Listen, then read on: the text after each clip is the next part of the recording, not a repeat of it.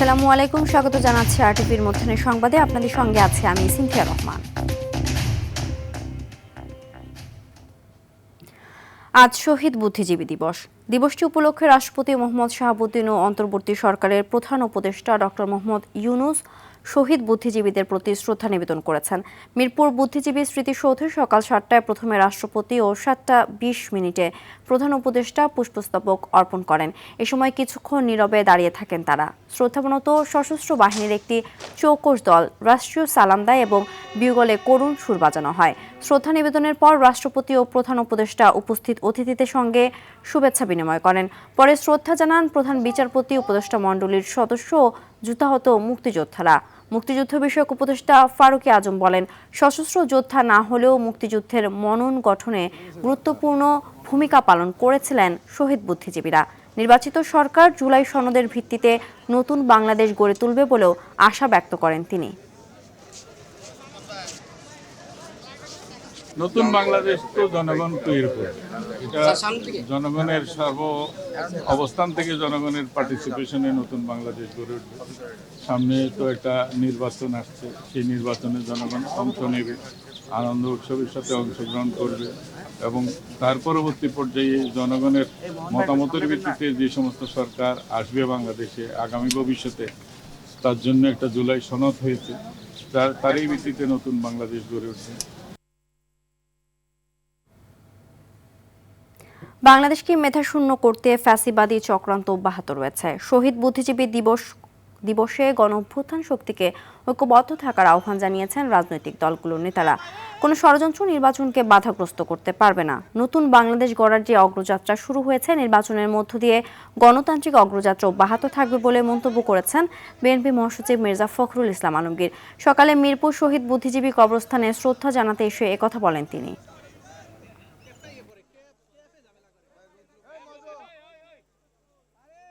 আমরা যে কোনো মূল্যেই বাংলাদেশের স্বাধীনতা সার্বভৌমত্বকে অক্ষুণ্ণ রাখবো, গণতান্ত্রিক অগ্রযাত্রাকে অক্ষুণ্ণ রাখবো, সমস্ত চক্রান্তকে ব্যর্থ করে দিয়ে বাংলাদেশকে নতুনভাবে আমরা গড়ে তুলব ইনশাআল্লাহ।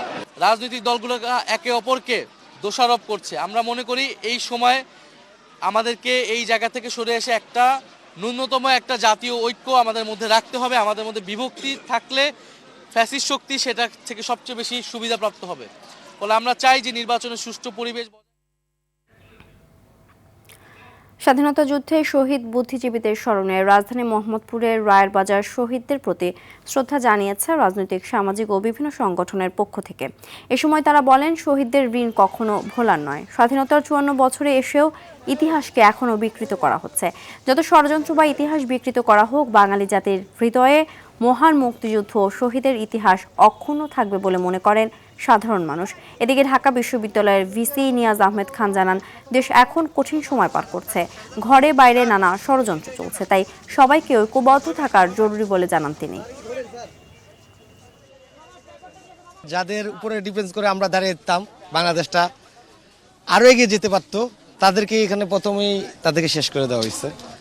তো এখানে আসি তাদের স্মরণে ১৯৭১-এর যে স্বাধীনতা সংগ্রামের তাদের যে আত্মত্যাগ, সেটি প্রজন্ম থেকে প্রজন্মে আমাদেরকে সাহসী করেছে, অন্যায়ের বিরুদ্ধে রুখে দাঁড়ানোর প্রত্যয় এবং সাহস জুগিয়েছে।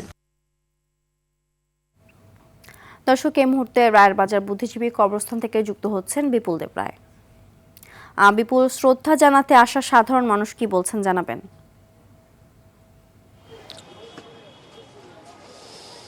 সিনথিয়া, আসলে ভোরের আলো ফোটার সাথে সাথেই এই রায়ের বাজারের বধ্যভূমিতে সাধারণ মানুষের ঢল নামে বলা যায়। অর্থাৎ আজকের এই দিনটিকে স্মরণ করার জন্য সর্বস্তরের মানুষ কিন্তু শ্রদ্ধা জানাচ্ছেন এবং এখনও পর্যন্ত কিছুক্ষণ পরপর বিভিন্ন সংগঠনের পক্ষ থেকে ফুল দিয়ে শ্রদ্ধা নিবেদন করা হচ্ছে।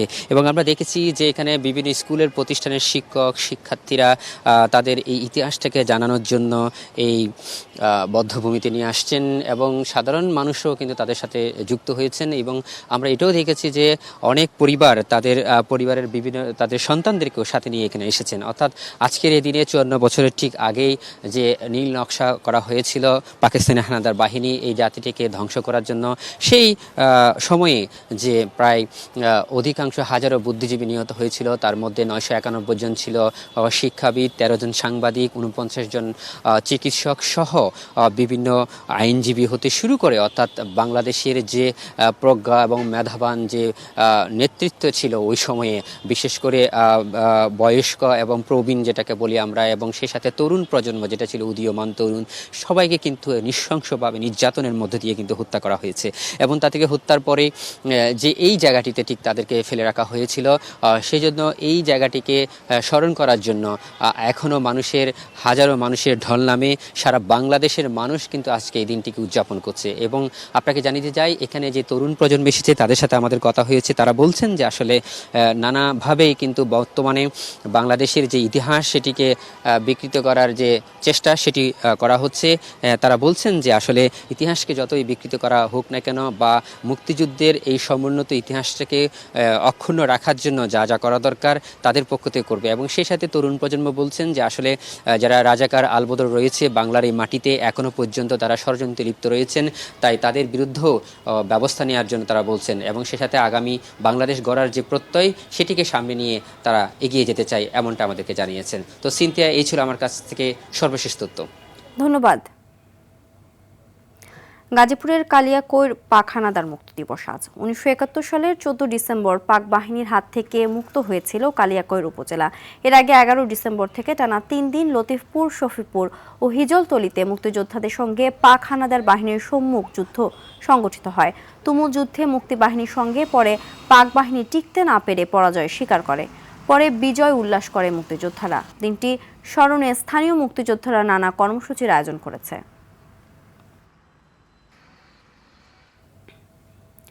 আসন্ন নির্বাচন উপলক্ষে প্রধান নির্বাচন কমিশনার এএমএম নাসির উদ্দিন, 4 নির্বাচন কমিশনার ও নির্বাচন কমিশন সচিবালয়ের সিনিয়র সচিবের বিশেষ নিরাপত্তার ব্যবস্থা করতে পুলিশকে চিঠি দিয়েছে ইসি। একই সঙ্গে সারা দেশে ইসির মাঠ পর্যায়ের কার্যালয়গুলোতে নিরাপত্তা নিশ্চিত করতেও চিঠি দেওয়া হয়েছে। শনিবার ইসির নির্বাচন পরিচালনা শাখার উপসচিব মনির হোসেন স্বাক্ষরিত চিঠিতে এ নিরাপত্তা চাওয়া হয়। এছাড়া ঢাকা, চট্টগ্রাম ও খুলনা অঞ্চলের রিটার্নিং অফিসারদের জন্য গানম্যান নিয়োগের নির্দেশনাও দেয় ইসি।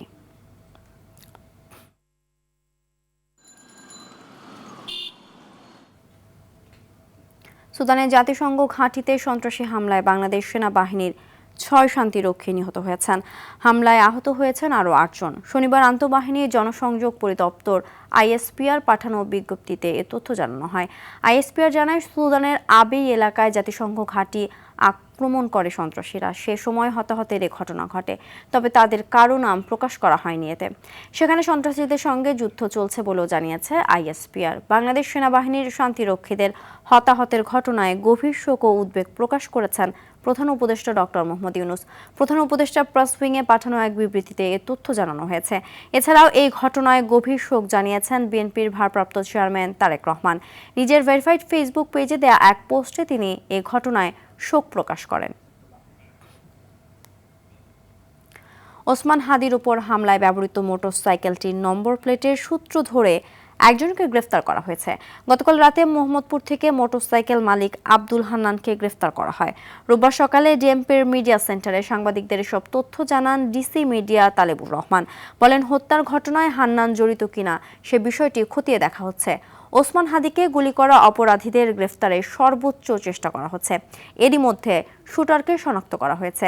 এক প্রশ্নের জবাবে তিনি বলেন, অপরাধীরা পালিয়ে গেছে কিনা এমন কোনো তথ্য জানা নেই। কেন তাকে হত্যা চেষ্টা করা হয়েছে সে বিষয়গুলো তদন্তে উঠে আসবে।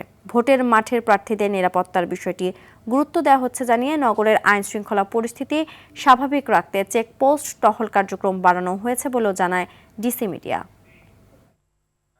ঘটনাস্থলের সিসিটিভি ফুটেজ সংগ্রহ করেছি এবং সেগুলো বিশ্লেষণ করে ঘটনার সাথে জড়িতদের শনাক্ত করার কাজ আরম্ভ করেছি। ইতিপূর্বে আমরা বিভিন্ন মিডিয়ার মাধ্যমে একজনের ছবি প্রকাশ করেছি এবং তাকে গ্রেফতারের জন্য আমরা বিভিন্ন স্থানে অভিযান পরিচালনা করছি। মোহাম্মদ আব্দুল হান্নান নামে এক ব্যক্তিকে র্যাব কর্তৃক পল্টন থানায় হস্তান্তর করা হয়েছে এবং একটা মোটরসাইকেলের নাম্বার প্লেট উল্লেখ করা হয়েছে। আমরা এই বিষয়টা তদন্ত করে দেখছি তার কোনো সংশ্লিষ্টতা আছে কিনা। নির্বাচনে পরিবেশ ভীতিকর করার জন্য হাদির উপর আক্রমণ করা হয়েছে বলে মন্তব্য করেছেন তথ্য উপদেষ্টা সৈয়দা রিজওয়ানা হাসান। তিনি বলেন, মানুষ যত নির্বাচনমুখী হচ্ছে ততই এসব ঘটনা ঘটছে। উল্লেখ করে তিনি বলেন, সরকার জনগণকে সাথে নিয়ে এ ধরনের হীন, কাপুরুষিত ও চক্রান্তমূলক আক্রমণের জবাব দেবে। সকালে সচিবালয়ে তথ্য মন্ত্রণালয়ের সভাকক্ষে কথা বলেন তিনি। বলেন, জুলাই গণঅভ্যুত্থানে গণমাধ্যম সঠিক ভূমিকা পালন করতে পারেনি। গণমাধ্যমের তথ্য বস্তুনিষ্ঠ হতে হবে, বিকৃত নয়। সাগরনী হত্যাকাণ্ডের বিচারে সরকারের অঙ্গীকার রয়েছে উল্লেখ করে কিন্তু অনেক আগের ঘটনা হওয়ায় তথ্য প্রমাণ ও আলামত নিয়ে জটিলতা আছে। এদিকে শরীফ ওসমান হাদির চিকিৎসায় রাজধানীর এভারকেয়ার হাসপাতালের 2 জন কনসালটেন্ট সহ 15 জন চিকিৎসকের সমন্বয়ে গঠিত মেডিকেল বোর্ড কাজ করছে। হাদির সার্বিক পরিস্থিতি অত্যন্ত আশঙ্কাজনক উল্লেখ করে শনিবার বিকেলে এক লিখিত বিবৃতিতে মেডিকেল বোর্ড এই তথ্য জানায়। তবে কিডনির কার্যক্ষমতা ফেরত আসাকে পজিটিভ দেখছেন তারা। এদিকে একই হাসপাতালে নানা রোগে জর্জরিত হয়ে চিকিৎসাধীন রয়েছেন বিএনপি চেয়ারপারসন খালেদা জিয়া। নতুন করে তার স্বাস্থ্যের কোনো পরিবর্তন না হওয়ায় ইলেকটিভ ভেন্টিলেটর সাপোর্টে রেখেছেন তার মেডিকেল বোর্ড। তার শরীরে গুরুতর ইনফেকশনের কারণে উন্নত অ্যান্টিবায়োটিক ও অ্যান্টিফাঙ্গাল চিকিৎসা দেওয়া হচ্ছে। দর্শক, এই মুহূর্তে এভারকেয়ার হাসপাতাল থেকে সরাসরি যোগ দিচ্ছেন সহকর্মী হাসান মাহমুদ। হাসান, বেগম খালেদা জিয়া ও ওসমান হাদির স্বাস্থ্যের সবশেষ কি তথ্য আছে আপনার কাছে জানাবেন?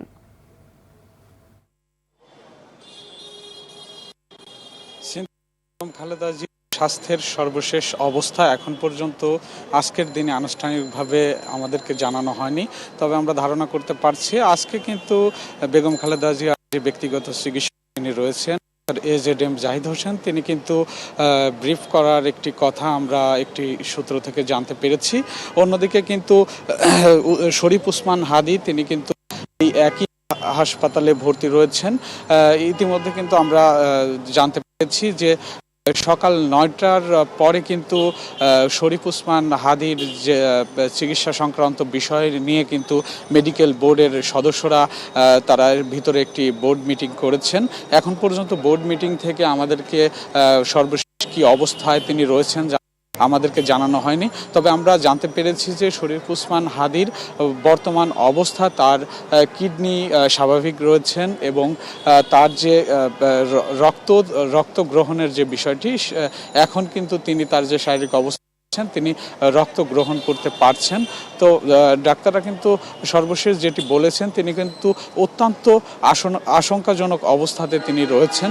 তার যে শারীরিক অবস্থা, সেই অবস্থায় কিন্তু মেডিকেল বোর্ডের সদস্যরা কিন্তু তার চিকিৎসার যে ব্যবস্থা নেওয়া দরকার সব ব্যবস্থাই নিয়েছেন। তো আমরা জানতে পেরেছি বেগম খালেদা জিয়া এবং শরীফ ওসমান তাদের দুজনকেই ভেন্টিলেটরের মাধ্যমে তাদের চিকিৎসা চলছে, ভেন্টিলেটর হয়েছে তাদের শ্বাস প্রশ্বাস স্বাভাবিক রাখার জন্য। তো এই ছিল এভারকেয়ার থেকে সবশেষ। সিনথিয়া, ধন্যবাদ।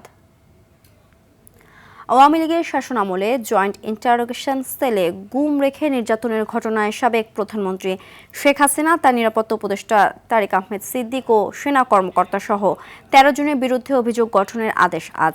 এছাড়া র্যাবের টাস্কফোর্স ইন্টারোগেশন TFI এর গোপন বন্দিশালায় গুম ও নির্যাতনের পৃথক মামলায় শেখ হাসিনা সহ সাবেক ও বর্তমান সেনা কর্মকর্তাদের বিরুদ্ধে অভিযোগ গঠনের শুনানি আজ। এদিকে 24শে জুলাই আন্দোলনে রাজধানীর রামপুরায় 28 জনকে হত্যা মামলায় 2 সেনা কর্মকর্তা সহ 4 জনের বিরুদ্ধে অভিযোগ গঠনের শুনানিও আজ হবে।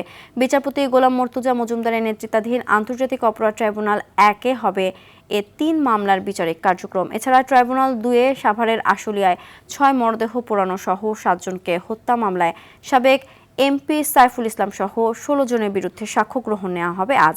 সকালে এসব মামলায় গ্রেফতার সেনা কর্মকর্তাকে মোট 33 জনকে ট্রাইব্যুনালে আনা হয়েছে। মধ্যাহ্নের সংবাদ এ পর্যন্তই। দুপুরের সংবাদ 2:45টায় দেখার আমন্ত্রণ রইল। ধন্যবাদ সবাইকে।